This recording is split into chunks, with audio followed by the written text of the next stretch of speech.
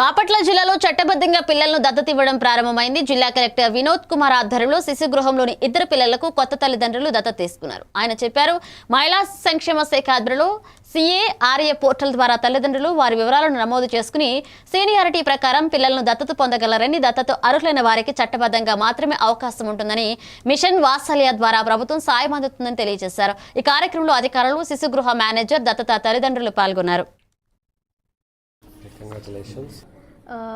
నా పేరు మంజుశ్రీ, తను డాక్టర్ చైతన్య. మేము కారా నుండి ఒక పాపని దత్తత తీసుకున్నాం. మేము 2022 జనవరిలో కారాకి రిజిస్టర్ అయ్యాం. అక్కడ నుంచి ఒక 4 years వెయిట్ చేసిన తర్వాత ఇప్పుడు మాకు పాప. Hello, I'm Shanmugapriya and my husband Mahendran. We 2020 year we registered in Kara through central government. It's a website, so we registered through online. After that it's a house visit they will come. This is the procedure.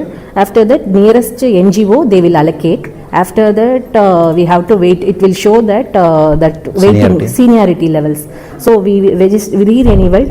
Then after a month the baby allocation done. PDICDS women and child welfare department ఆధ్వర్యంలో చట్టబద్ధంగా తల్లిదండ్రులు లేని పిల్లలకి దత్తత ఇవ్వడం జరుగుతుంది. ఇది కారా అంటే సెంట్రల్లీ అడాప్షన్ రిసోర్స్ ఏజెన్సీ ద్వారా ఈ కార్యక్రమం అంతా కూడా జరుగుతుంది. 2 years పెళ్ళైన తర్వాత 2 years వరకు ఎవరికైతే పిల్లలు ఉండరో అలాంటి వాళ్ళు దత్తత తీసుకోవటానికి అర్హులుగా వ్యవహరిస్తాము. వాళ్ళు కారా పోర్టల్లో వాళ్ళ తాలూకా వివరాలు, ఫినాన్షియల్ స్టేటస్, హెల్త్ స్టేటస్, ఈ వివరాలన్నీ కూడా పొందుపరుస్తారు.